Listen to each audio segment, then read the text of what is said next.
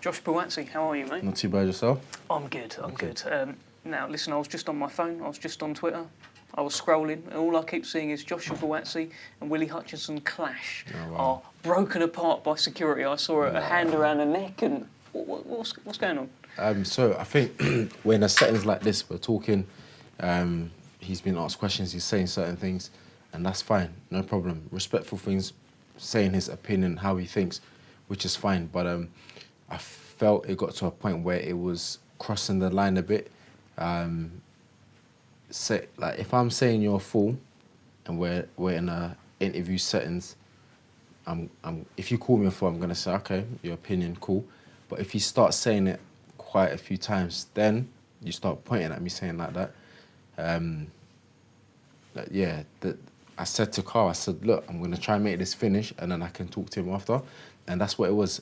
He said it a few times, and in my head, I was like, my mum's gonna be on YouTube watching this later on, and she's gonna message me saying, what's going on there? The guy was calling you a fool. I don't respond to my mum saying, yeah, he did, mummy, and that's it.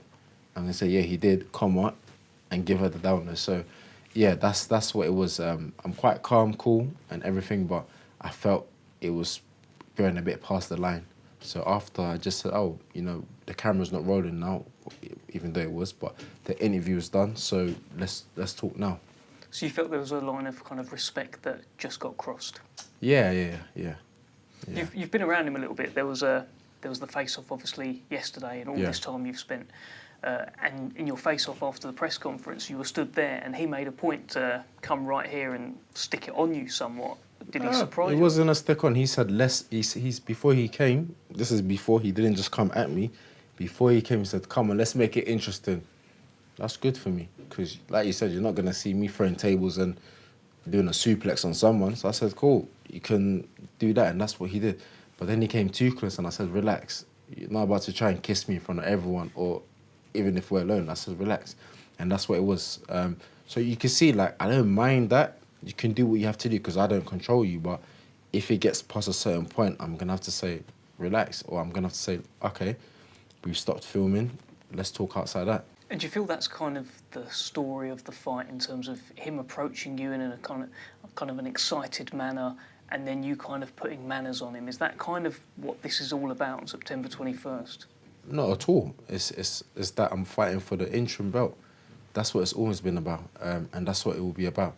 How he's behaving towards me or in whatever scenario, that I deal with that as it happens. There's nothing premeditated. There's nothing saying, this is the approach I'm taking, so I'm going to try to put you in your place or discipline you. None of that. It's just how it's unfolding. And if he steps out of line towards me, how I feel, I'll make sure I always bring it up. Like, no, you can't do that. So, yeah, it's for the WBA interim. That's my focus.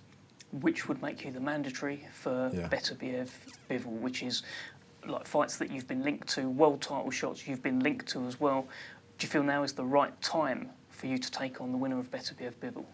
Yeah, I felt that for a while, but taking this fight indicates that it will take me a step closer. So, it's a fight that I've grabbed with both hands, and hopefully September the 21st we'll get in the ring and we'll find out. Do you feel at the peak of your powers right now? Don't know if it's the peak, but I feel good. I feel I'm getting better. I feel I'm learning more about the sport, spending more time in the sport. I thought I was spending time before, which I was, but now there's a bit more extra time. So I'm happy that I'm heading the right way. It felt like you were heading towards Anthony Yarde, and Anthony Yarde was heading towards you. I don't want to go too much into why that's not happening, but how's it been for you mentally shifting from a guy who you posted on your Instagram, you all know who I want to fight next. You're in an interview with him on BT, not normally your style, on TNT, not normally your style to be in shots like that, but you were there showing clear indication. But now it's Willy Hutchinson. How's that been to deal with? It's not been a thing to deal with. It's simply you thought you was going to fight Yarde, now it's this guy. Okay, cool. We've got, 11 weeks? So yeah, there's not been much shifting or anything. You are right, I've been linked with fighting Yarde for a long time. It was more, okay, disappointed it's not happening, but here comes a good opportunity on the Riyadh season. We take that. So all eyes are on that. Willy Hutchinson said he gave you the hiding of your life when you sparred. Yeah. Did he? He didn't. And now it's my word against his word. And yeah, in a face-off, he said this a few times, and I laughed at it. Now I'm not laughing because I've heard it too many times now. But again, yeah, you see this happen to other fighters, and you say to yourself, someone's lying here, but it's happening to me now. So I'm experiencing it now. So yeah, I guess September we'll find out who gave who the hiding. What is your memory of it? How much do you want to say about it? It doesn't seem your style to be talking about sparring stories and stuff like that, but what can you tell me? The main thing I remember from it was he was doing something, and I said to him, look, I stopped the spar. I said, I'll tell you one thing, you're not going to come into my gym here and behave like that.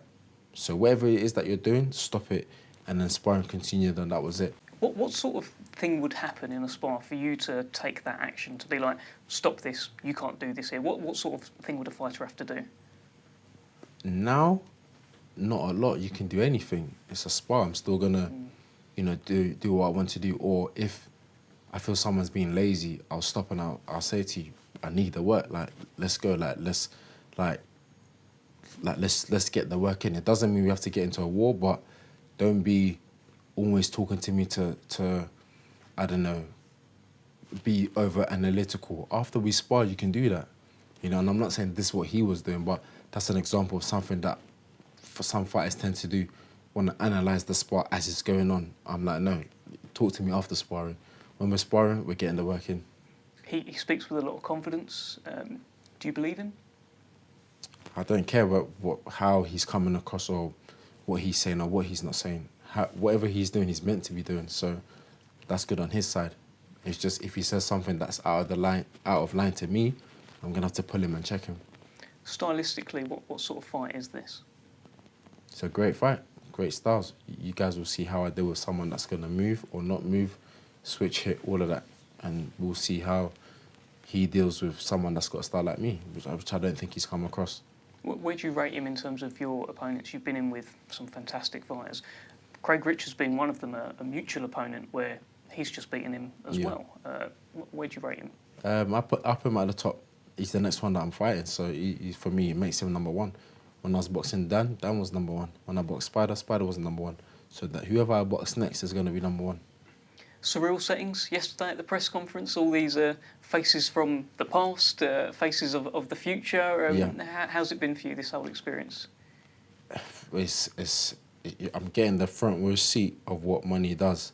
A lot of people were not friends when this Riyadh season was not happening, but now everyone's best buddies. But the pro of it is that we're seeing fights that we never thought we'd ever see, so I guess it's good. Yeah, saw some familiar faces and yeah, got into an awkward handshake with someone that I used to work with. It's quite firm, and if he watches this, he will know, like, it was a firm handshake. You know, I think I shake hands quite firmly. This guy was trying to rip my hand, I promise you. Which guy are you talking about, Josh? My old promoter, Eddie. It's been a long time since I see him, but when I saw him, it was a firm handshake. And I was thinking, like, is everything okay? Because I shook Warren's hand, normal handshake. Came to shake Eddie's, and I was thinking, I didn't anticipate it. You know when you anticipate it coming, then you can match it. But the way he did it, I said, damn, he nearly broke my hand. Do you feel like you've got a point to prove to a few people on September 21st? No, it's just a fight that I know that I have to win. And when you fight, you want to impress. There's not a specific person, unless His Excellency is there and he says, let me see this Buatsi fight.